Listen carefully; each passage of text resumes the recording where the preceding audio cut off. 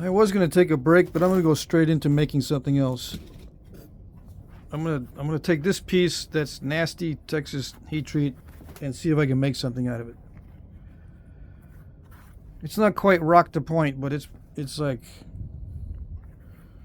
nasty to point. Nasty stuff to point.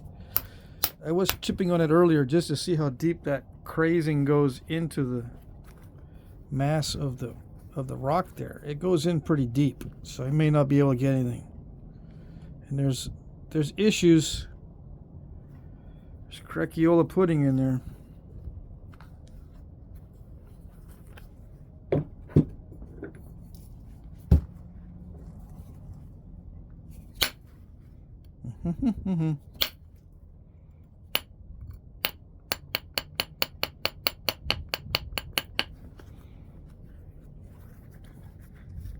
I keep forgetting to bring my brand new pad, right? Or what is it called? Not pad. Dang it, I forget what it's called. I have a device, you know, that I can surf the internet while I'm using my phone. I can bring up pictures of artifacts like I did in a couple of videos. Tablet. I have a tablet. I keep forgetting to bring it into my shop. Mainly because last time I brought it in here, I cracked it right down the center. The glass now has a crack right down the center because I think I might have stepped on it by accident, because it was on the floor at one point during a video. I think I may have just shifted my foot and put it partially on top of the tablet. Now it has a crack all the way down. Nice, neat little crack in the middle, but it has one.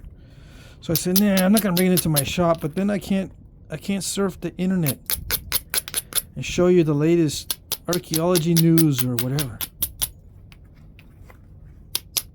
because I was doing that today. But I mentioned in the last video I'm getting a little sick of it. Yeah.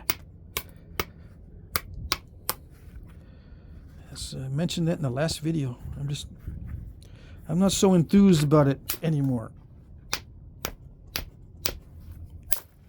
And yeah, I still like artifacts and I still want to study artifacts. I'm just finding it harder and harder every year.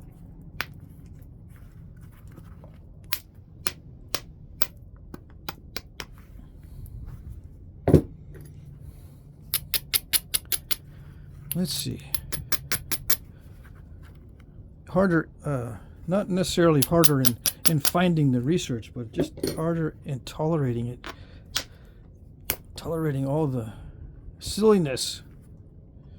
I'm trying to be nice here. All the stupidity, I should say.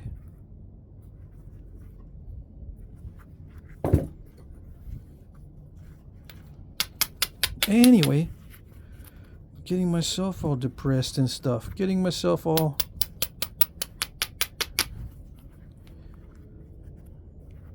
in the doldrums. Yeah, let's see. What's a good Flintknapping topic while I do this?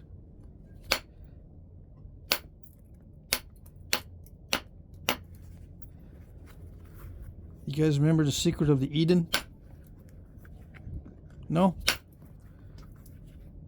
Because 80% of you are just now tuning in. Yeah, the Eden points. They got a median ridge. They're flaked perfectly on, you know, perfectly collateral flaking on both sides. And the best ones, you lay them down on a flat surface and they don't tip one way or the other when they're sitting there. They lay flat. Turn around and do the same thing on the other side and they just lay flat. Now, how did the ancient man have a flat surface to lay it on? I mean, it's not that difficult to generate a flat surface in nature. You can do it. But did they actually do it? Did they actually complete their points and then set it down on that flat stone and test it, see if it remained flat instead of tipping one way or the other? Because when you have a median ridge, most times it'll tip a little bit to one side or the other side. But with the best Eden points, they don't do that. They don't tip to one side or the other. You didn't know that? I'm not kidding this time.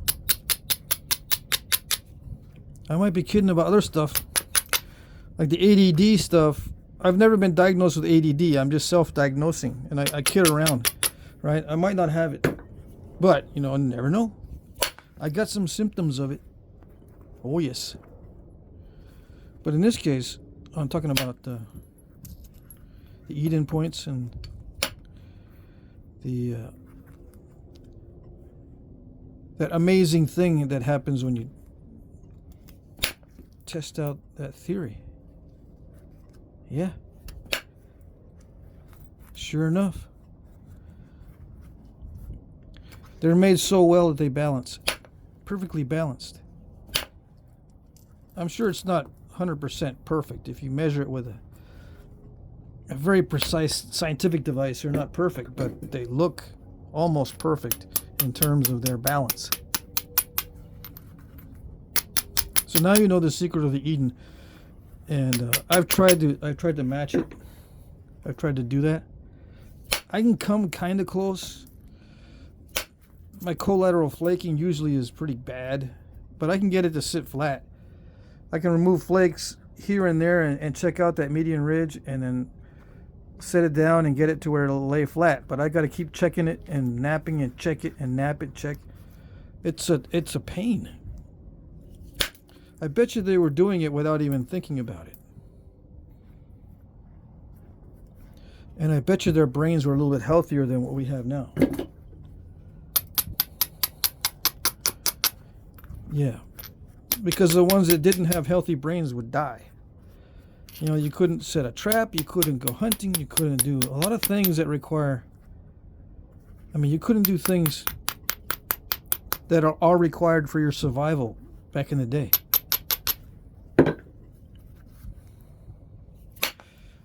You know, if your brain's not healthy, you die. So they had healthy brains. It's not like these days where everyone and anyone can survive, because we have that umbilical cord to society and to things like the electrical grid. Yeah, electricity. Electrical appliances, especially heaters.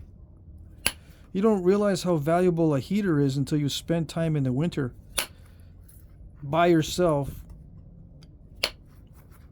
in the elements, or in the blazing summer heat by yourself in the elements. That electricity is going to provide you with air conditioning and heating, keep you from dying. You don't have to be too smart to come up with the money to pay for the electric bill. You know, doesn't require all that much smarts.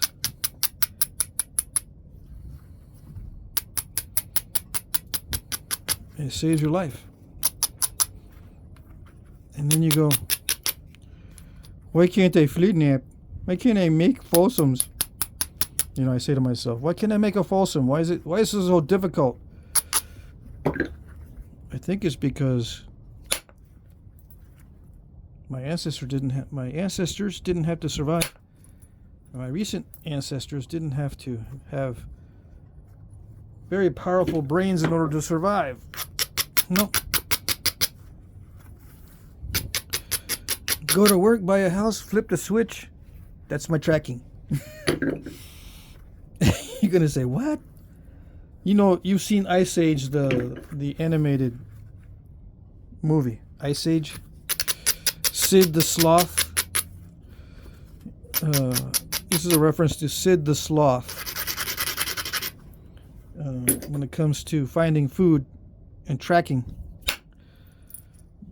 The saber-toothed tiger has to track his food and has to be very clever about it. But Sid the Sloth, he just, you know, finds a tree, eats a leaf. That's his tracking. It's like us with electricity. You know, get a job, pay the bill, turn the switch. That's the tracking. Not much to it.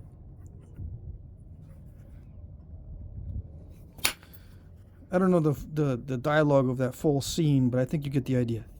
Those of you who have kids, or those of you who are young enough, I guess, to have watched Watch that as kids.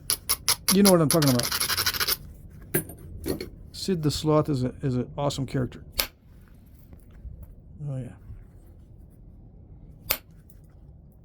Very apropos in today's environment.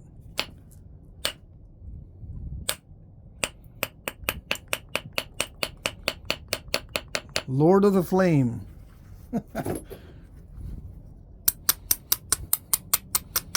Hey, Lord of the Flame, your tail's on fire. Yep, that's the way we are now. That's how we are now. That is us.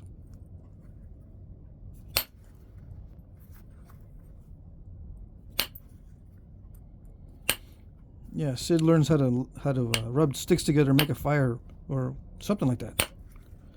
He made fire with some sticks. Lord of the Flame.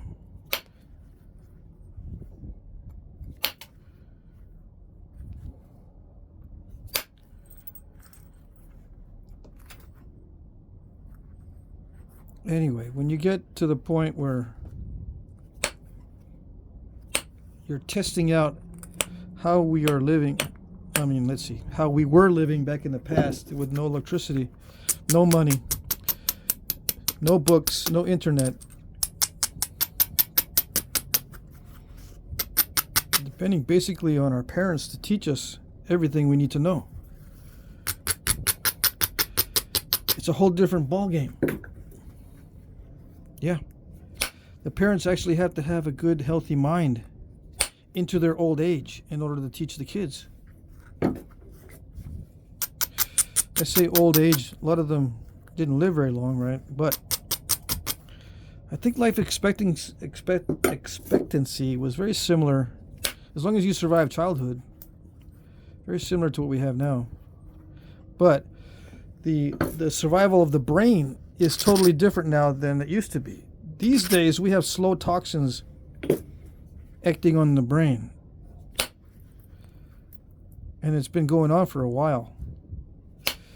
If you want to look back at the Romans using lead to seal their pipes and aqueducts, the lead would get into the water supply.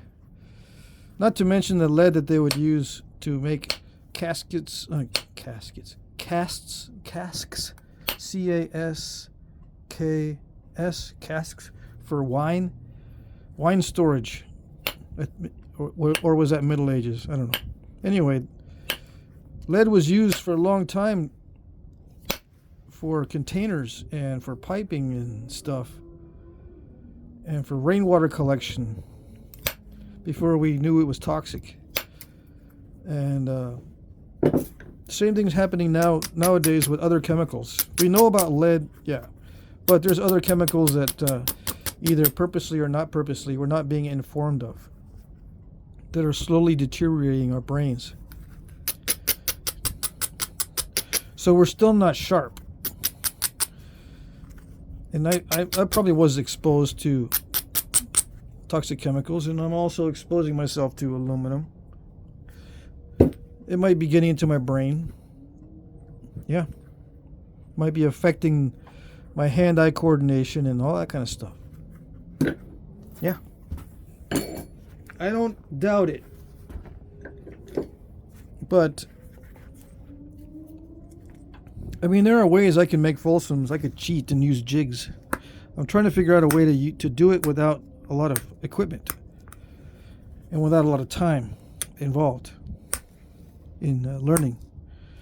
Try to reduce the learning curve. There's got to be a way with some kind of percussion or pressure to generate these very thin fluted points. And I think one of the keys is to study the ultra-thin biface, because Folsom people were also doing ultra-thin bifaces. Now, I don't know if it's the same technology, but I have a feeling, I have a sneaking suspicion it's the same technology. The ultra-thin biface was made in the same way as the Folsom. There's a technique, some kind of percussion or pressure, probably percussion, that is used to generate those thin cross sections.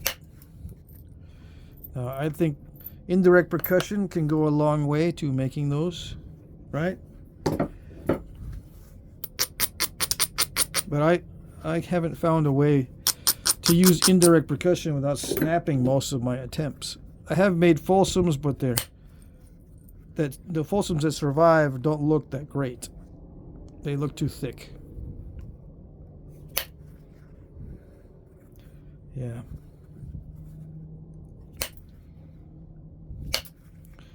And you might say, just keep practicing, practicing, practicing. I wish I had the time. That probably is it. I just don't have enough practice. If I practice indirect percussion for 8 hours a day, 6 days a week, for 5 years, every day, and only do fulsome attempts, yeah, somewhere in there, just like a monkey on a keyboard, I'll be able to type out a complete sentence. I'll be able to do a fulsome. Somewhere in there. But it's just, who has the time to do that? I certainly don't. I got myself into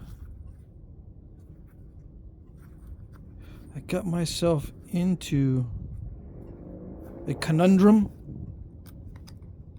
Right? Is that what they say? Conundrums? I got children that I would like to spend more time with. I don't want to be hovering over them constantly. But yeah, growing up, I didn't spend any time with my dad, you know. I don't know if that was a good thing or a bad thing. It's hard to tell because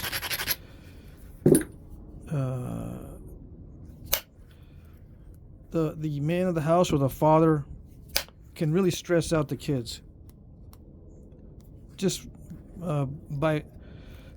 because he is the father, right?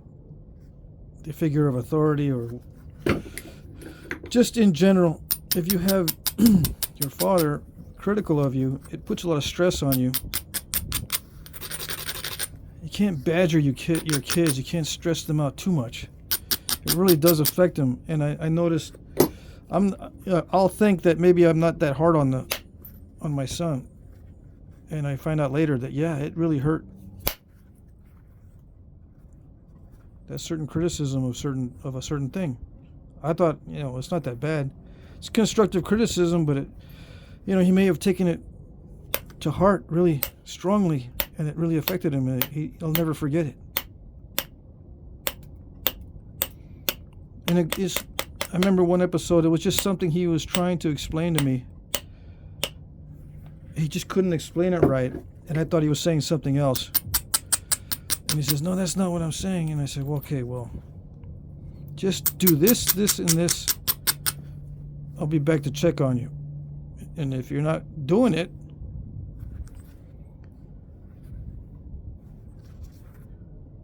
then it's not good. Yeah. What's the matter?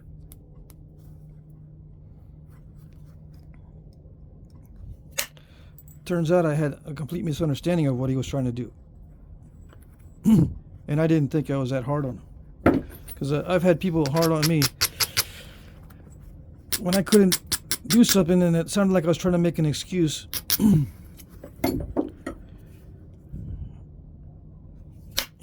they would say, just get it done. Just get that thing done. Just get it done. Just do it. No excuses, just do it.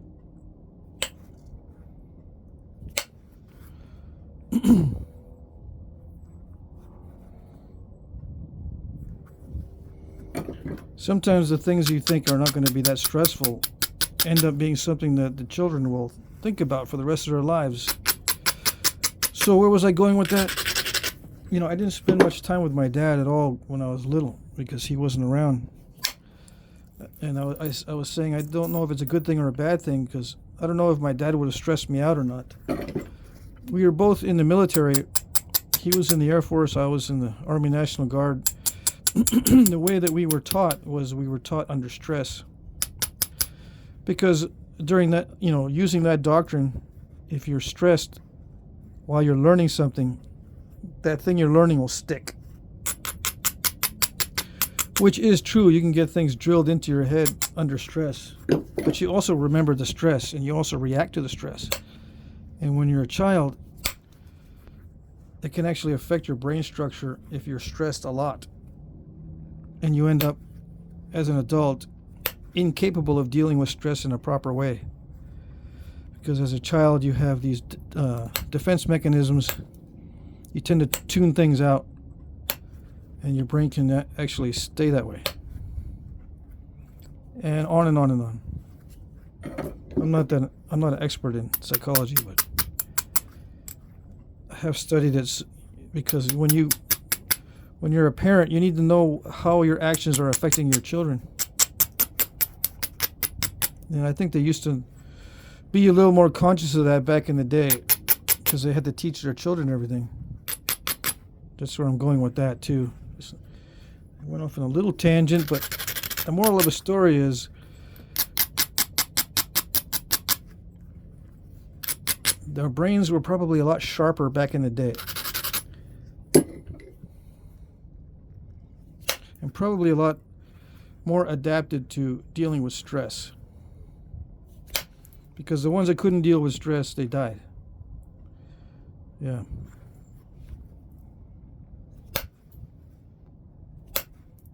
Just couldn't take care of themselves. When you don't have support mechanism, any slack time leads to the possibility that you could die. Slack off a little bit in the wintertime, fall through the ice because you weren't paying attention to where you were stepping. There you go. Never to be seen again.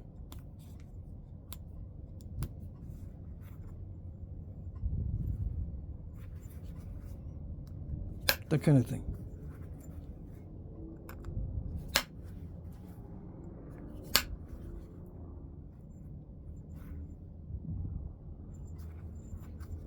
These days, we don't have to venture out into dangerous areas at all. Not counting the crime and stuff, but you know, we don't have to worry about dangerous environments like we used to be.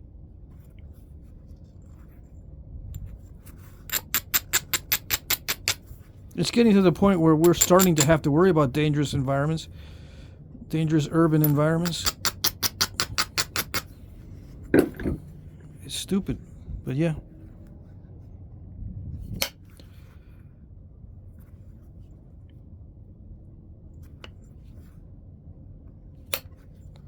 I don't disagree with making the environment safe.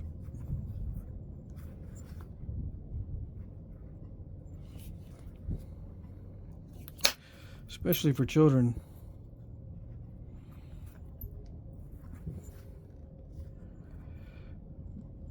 But we got to be sharp. We can't give up too many freedoms for that safety. That's another thing. I don't know if we're sharp enough to preserve our freedoms in our pursuit of safety. Yeah. But let me get off that topic because it's not really applicable to Flintknapping, I don't think.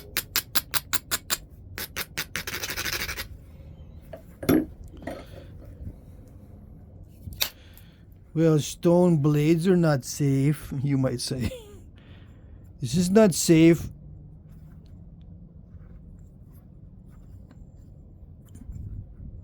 You're teaching something that's not safe.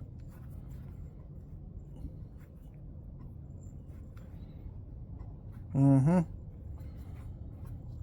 Yep. Oh, let's see. We'll manage the risk. We'll manage it together. Yeah. We'll manage the risk. Yeah, it's not that safe, but we can manage it.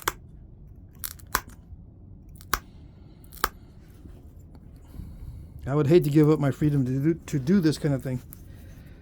I would hate it. No, can't do no Flintknappings no more. It's not safe. the chips and the dust and the cutting blades. Yeah.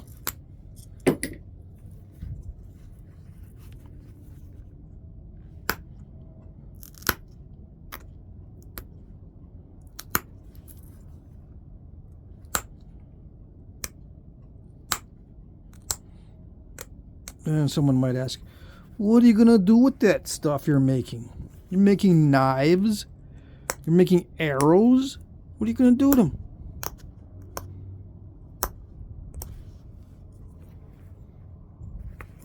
What is it? What is this thing you are making?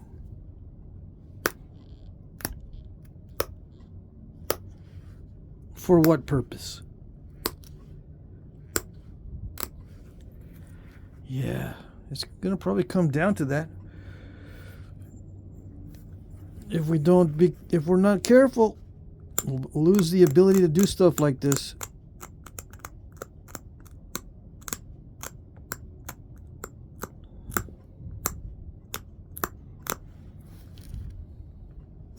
Not just because our brains are getting weaker, but because safety concerns.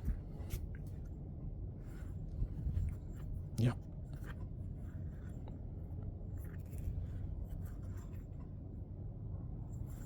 All right, so what am I going to make?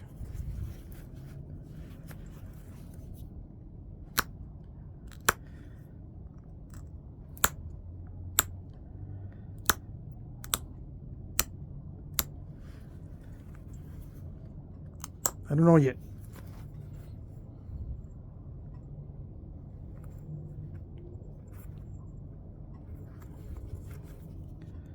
Do something with interesting base. Yeah, interesting base.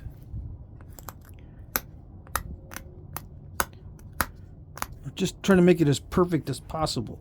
Get rid of all the step fractures and weirdnesses.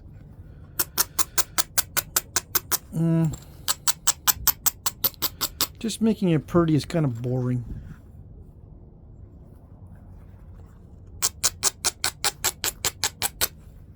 I'll try to make it pretty, just so I can use up a little bit of time so I can figure out what I'm going to do with it. What am I going to do with it?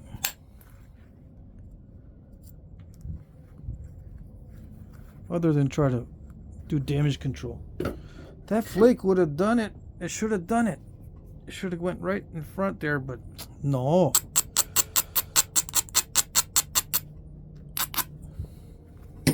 Stupid flake.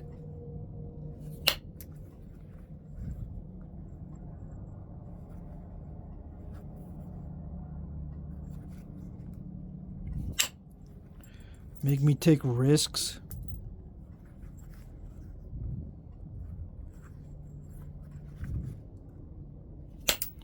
Make me risk breaking it in half. I'm hitting the base really hard.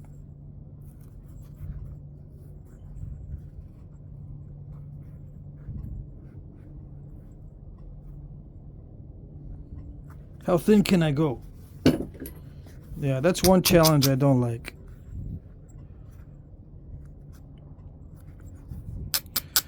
You make me do median ridge all the way down. I don't like it. Don't like you no more. You make me do it too thin. I don't like you no more neither.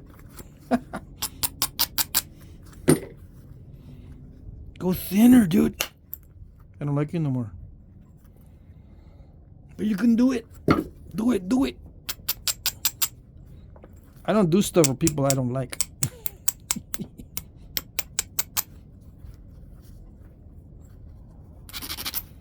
That's my excuse. Yeah. Did I get it? Oh, I got it, but then there's another step. I just pushed that step a little further down the road. I kicked the can down the road, as they say. That's not what it means, dude. When you kick that step fracture further, it doesn't mean kicking the can down the road. Yeah, I know. That's what makes it funny. You know that humor is the cure for depression, right? Or one of them, anyway. You didn't know that? Now you know.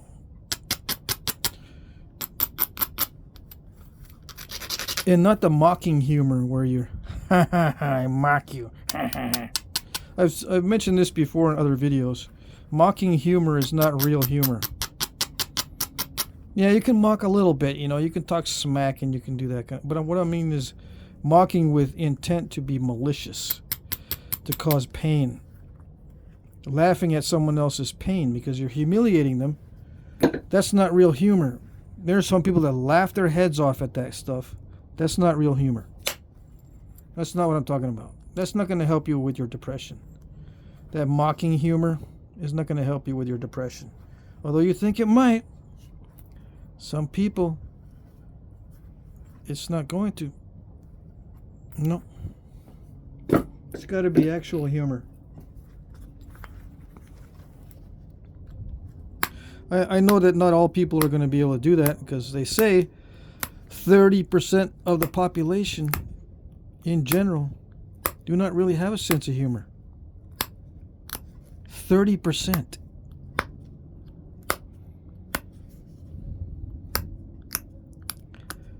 But they can mock. They can I mock you. They can do that. It's funny how that works, huh?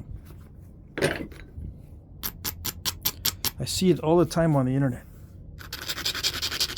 You learn all kinds of good things on the internet. One of them is if you don't have a sense of humor, you can always laugh at somebody and mock them. It's not healthy, but that's what they do. That's what they do. And they go, see? I got a sense of humor. I mock you.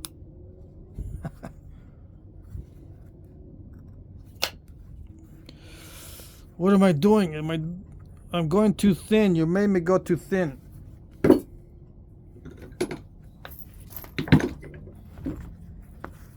See if I can pop it out. Okay, let's see.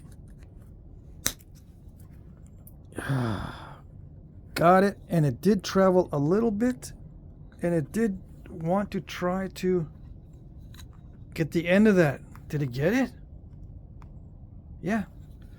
I popped that out. It was partially undetached, and then it continued to carry, and it did end up doing what I wanted to do. Although it looks kind of dished out and not too cool. I'm going to leave it. I'm not going to go further. I'm just going to put in some notches. Yeah.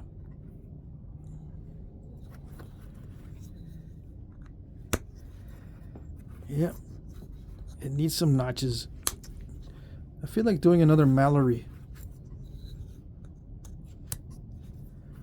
Should I do another Mallory? It's not the right size range. It doesn't matter. I mean, I could still do it. So I have a dilemma. Do I offer it like this to someone who's chomping at the bit to work with a thin biface? Or do I make something out of it?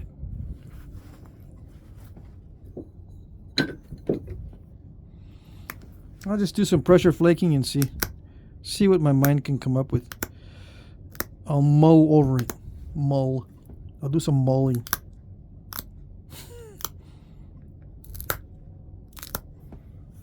I'll do some contemplation. How's that? Contemplation, mulling. And do a little sulking too. Yeah.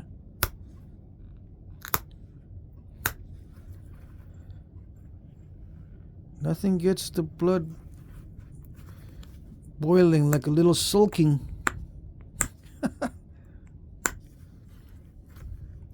Or gets the blood flowing like a little sulking. You might say, no, dude, that's soaking, not sulking. You need to soak. Soak yourself in warm water to get the blood flowing. Ah, okay, now I get it. All this time I thought it was sulking.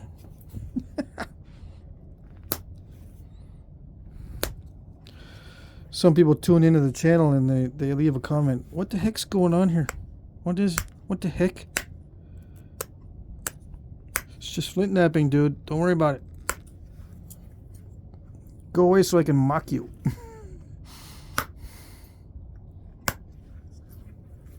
Yeah. Mock you behind your back. Talk about you guys behind your backs. I'm sneaky like that.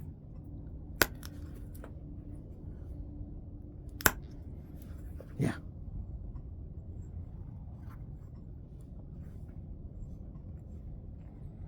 They know already. As soon as they leave, everyone's going to start mocking them. As soon as they leave, they know. So they stick around. They lurk. They watch. They don't say anything, but if they see you somewhere else on the internet,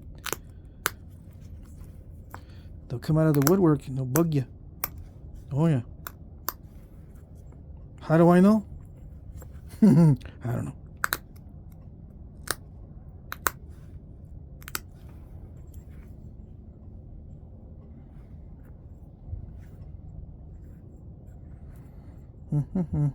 This turned out to be pretty good, huh? And you thought that nasty old heat treat was going to be nasty old heat treat. You thought. Yeah. Martindale. Look at that. See? I can do the Martindale because I'm within the same exact shape as the Martindale. So pretend I made one of these out of this. Okay. I'm going to offer these two together in the auction. I got to go inside and I got to look. I think I'm missing something. Right, I need to check the kitchen. I was cooking a little earlier. Yes, I do cook a little bit of cooking, not much. I want to see if the stove is still on or whatnot. Is that a preform? It is now, right? Because I'm designating it as a preform. I'm gonna offer these two together in the auction. Alrighty? Okay. That's it.